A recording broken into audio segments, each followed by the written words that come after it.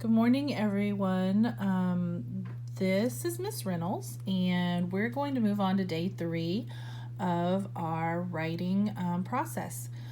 Today, if we had been in class, what we would be doing is we would be taking out our paper, our story, and we would be rereading it.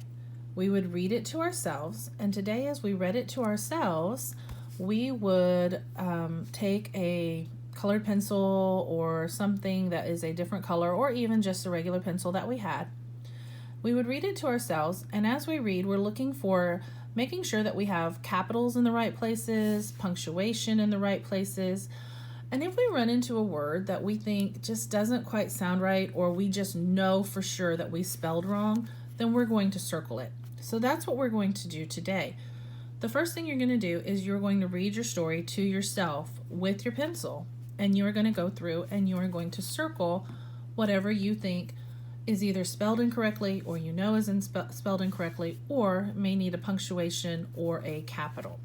So, for example, Miss Reynolds is going to read hers. We need more toilet paper, I said to my husband. I have a capital, I have a period, I'm good. We can go downtown to get toilet paper, my husband said excitedly. Oh, look, I just realized I don't have any kind of punctuation after that, because the next is a new sentence. Ugh, I thought. I don't want to go downtown. Oh my goodness, and this word is spelled wrong right here. Downtown. I know there needs to be an N on the end of town. So I'm going to circle it. That is Sari. Okay, that should be scary. So I know that word is spelled wrong too. Scary for me. So just by reading this first page, I can already see that I've made several errors and that I'm going to have to go back and fix them. But before I do that, I'm going to continue to read the whole rest of my story. So that's what you're going to do. You're going to read your story to yourself.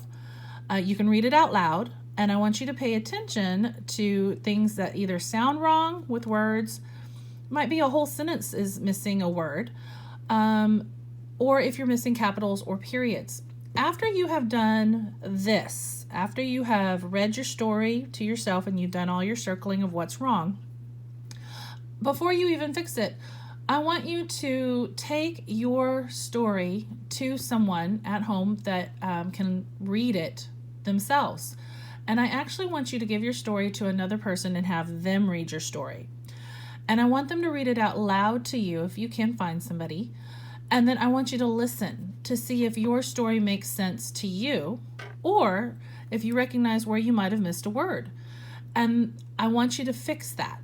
That's how we do it in class. Once we say we're finished and we've checked all of our punctuation and our capitals and everything like that, then we give it to somebody else to help us make sure that we really didn't forget anything, because it's sometimes easy for our brain to put in words in our sentences because we know what it is that we want to say, but it may not be what we wrote down. So once you've done that, I want you to have somebody else try to read it out loud for you. And they're reading it to you so that you can hear them.